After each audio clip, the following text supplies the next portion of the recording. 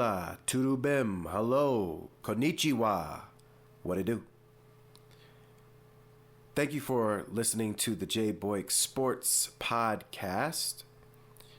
And today we're going to talk a little bit about Jason Tatum, Sir Jason Tatum here, okay? And Jason Tatum is a little bit, he's a little salty. He's a little bit salty. This brother feels underappreciated. So the question then becomes, does he have a point? Is this justified? Are his feelings justified? So before I answer that question, let's actually just go through and take a look at this graphic here. We're going to read this graphic. It says, now this is Jason Tatum speaking. Honestly, no. If you took the name and the face away from all my accomplishments and you were just like, this is what this player A accomplished at 26, people would talk about me a lot differently. Okay, this is in response to a reporter asking him if he feels appreciated. This next graphic says, you still see LeBron playing at a high level, KD, Steph. I grew up watching those guys playing, and I want the next generation to see me as one of those guys. So as much as I have accomplished already at 26, that was never just the goal. It was to be an all-time great. So that's Jason Tatum. That's what he had to say about whether or not he feels appreciated, and he's saying no. And he wants to be mentioned with some heavy hitters, the LeBrons, the KDs, the Stephs of the world at some point. I don't think he's being cocky here. I think he's being respectful of those gentlemen and saying that he would like to be there at some point, not saying he deserves to be there right now. So another way to really justify, is Tatum underappreciated? Let's take a look at like everything this man has accomplished so far, okay? And no, it's not just about stats. You're never ever going to hear me say, oh, just look at the stats and that tells you everything. No, that does not tell me everything. But we are going to use some stats to provide a level of context here. But we're also going to look at winning, because in my mind, your stats don't matter if you're not winning. Jason Tatum is 26 years old. We got to keep that in mind. 26 years old. So this man is young. Very young. Right? Very, very young. He's been in the league, I believe, about 8 seasons now. He came in 2017. The year is 2025. So that's going to be about 8 seasons. Maybe 7, depending on when he started, but I think it's closer to 8. In these 8 years so far, he's gone to the conference finals 5 times, at least. In fact, let's just say 7 years, because this year's not over yet, so we don't know what he's going to do. So in 7 years, he's been to the conference finals 5 times. He's been to the finals twice. He is an NBA champion, so he's won 1 ring. His career averages are 23.5 points per game. We could say 24, I guess, round up. 7.3 rebounds per game. 3.8 dimes. Shoots it at about 46% from the field, 37% from 3. That's cute. Pause, no diddy. 84% from the free throw line for his career. What about this season? 27 points per game, 8 boards, 5.8 dimes, let's say 6 dimes, 45% shooting, 35 from the 3 on 80% free throw shooting. So some numbers are a little higher, some might be a little bit lower. but his points are significantly higher than his average. He has a career high of 60 points. That's the most he's ever scored in a game. His career high in boards is 19. He's got 4 triple doubles in his career. And he has a $300 million contract currently. So when you look at these things, what he's averaging, these numbers are elite. When you factor in the winning at such a young age, it's beyond elite. Just based on what we've talked about so far, I'd have to agree, Jason Tatum is underappreciated. People seem to not add him in the MVP conversations, but every year his team is at the top.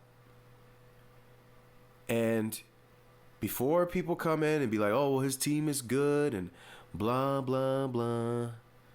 Hey, man, this is no disrespect to LeBron James, but if I remember correctly, how many MVPs did he get on the Miami Heat? And he was playing with Dwayne Wade, Chris Bosh, Ray Allen at times, Rashard Lewis at times, Shane Battier, Mike Miller, Udonis Haslem, Eddie House, Cole, Chalmers. I mean, they had a squad. That didn't keep LeBron James from winning MVP. Now did it? I don't think it did. So, if Bron could win those 2, why can't Tatum get no love? Seems like he is being underappreciated by the fans, by the media. He's not getting his just due. Let's actually break this down even further as far as the season that he's currently having by the numbers. And when you look at the numbers, what you'll notice is that he's close to some of the same all-time greats that he was just talking about. So, for example, LeBron James, his last MVP season, averaged 26.8, which is basically 27. So that's 27 points, 8 boards, 7.3 assists per game. Kobe Bryant, 28 points per game, 6.3 boards per game, 5.4 dimes per game. Kevin Durant, 32 points per game, 7.4 boards per game, 5.5 dimes per game. Steph Curry, 30 points per game, 6.7 assists per game, and 5.4 boards per game. So, when you look at these numbers, I think Jason Tatum has a point. It seems like he's vastly underappreciated, and he's not getting the credit that he deserves because these other players were also on good teams during these times.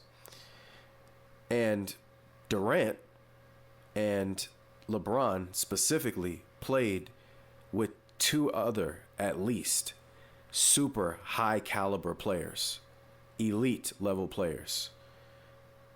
I don't remember if Harden was still on the team at that time, but that still wasn't the elite level Harden that we know now.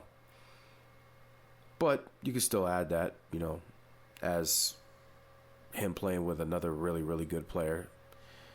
LeBron was definitely playing with Wade and Bosh, and Durant at worst was playing with Russ, who is also an all-time great and an MVP.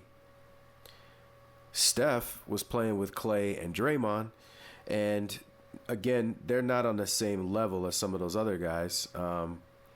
Kobe was playing with Powell, who, again, I wouldn't put on the same level as some of those other guys. What I mean by that is nobody looked at the Lakers and said, oh, my gosh, they're definitely going to win a championship this year. because of their team. And I don't think anybody looked at the Warriors and thought it was a straight given. They were beating people down, don't get me wrong, but it wasn't over the top until they got Durant. So these numbers are they're similar. He's putting up similar numbers to the most recent all-time greats on the perimeter that have won MVP. So then the question, I guess, the last question that needs to be answered is, why is it that Tatum doesn't get the love that he deserves? And I think it's a twofold thing, man. I really don't think the media loves him like that, because I don't think he's that interesting. And I actually mean that in a good way if you're Jason Tatum. His son Deuce, I think his name is always at the games with him.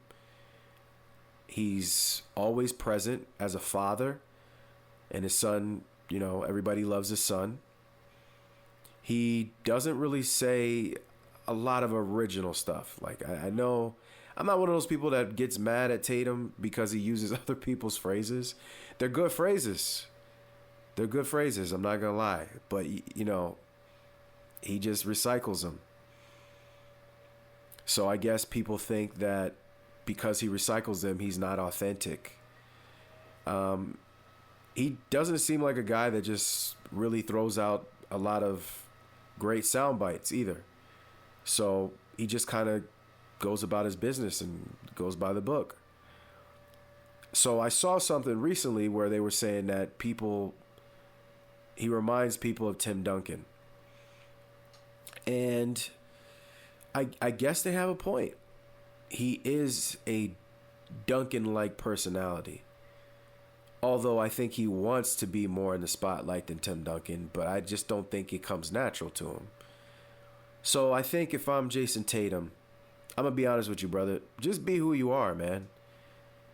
You can't really worry too much about people appreciating you and not appreciating you. I know you're a big time Mamba mentality type person.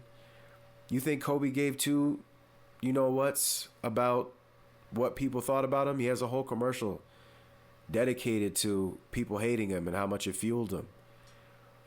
So my challenge to you, Tatum, if we were talking and we were shooting the breeze and you actually valued my advice, would be just be yourself, man. Go out there and do what you do and win, baby, win. Because it doesn't matter about your personality or what quotes you're using or stealing.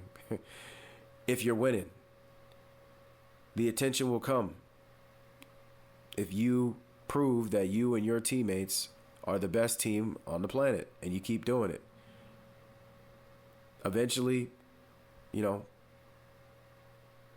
people will find you more interesting because you're winning. They'll want to know a little bit more about you. So don't stress it, brother. Just do you. Worry about you. And if you win, you continue to put up great numbers like you've been doing, eventually more attention will come. So then at that point, maybe try to read a book with quotes and use your own. That might be the best way to garner some interest. Garner some interest. So this has been my Jason Tatum advice little segment here. The man is elite, ladies and gentlemen. I'm a Laker fan, and I have to admit that a Celtic is elite, but he is elite. Normally, I hate everybody on the Celtics, but there's only been a few Celtic players that really made me respect him. One of them is Paul Pierce. Every time he went against Kobe, he gave it his all. He didn't back down. I respected that.